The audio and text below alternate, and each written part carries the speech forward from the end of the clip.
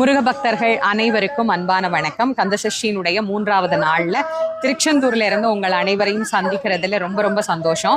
இந்த கந்தசஷ்டி விரதம் இருக்கக்கூடியவர்களுக்கும் சரி, மற்றவர்களுக்கும் சரி, நான் எப்பவுமே சொல்ற ஒன்று, முருகன் நமக்கு எப்போதுமே துணையாக இருப்பார். அவருடைய நாமம் நம்மை எப்போதும் காப்பாற்றும். இத ரொம்ப அழகா நமக்கு சொல்றாங்க. 5 முகம் தோன்றில் 6 முகம் தோன்றும், வெஞ்சமரில் அஞ்சேலென வேல் தோன்றும், நெஞ்சில் ஒரு கால் நினைக்கின் 2 காலும் தோன்றும் முருகா என்று ஓதுவார் முன் அப்படிங்கிறாங்க. அப்படின்னா என்ன அர்த்தம்? முருகா என்கின்ற நாமத்தை சொல்ல சொல்ல சொல்ல நமக்கு பயம் அப்படிங்கிறது போயிடும், ஆற்றல் அப்படிங்கிறது அதிகரிக்கும். இது எல்லாருக்குமே பொதுவானது. குறிப்பா இந்த சஷ்டி காலத்துல இதையே சொல்றேன் அப்படின்னா, நிறைய பேர் சஷ்டி விரதம் இருக்கக்கூடியவர்கள் நம்முடைய கமெண்ட்ஸ்ல கூட சொல்றீங்க, கடுமையான விரதம் ஆரம்பிச்சிட்டோமா, ஏன்னா பிரச்சனைகள் கடுமையானது, அதனால இருக்கக்கூடிய விரதமும் கடுமையாக ஆரம்பிச்சிட்டோம், ரொம்ப சோர்வா இருக்கு அப்படின்னு சொல்றீங்க.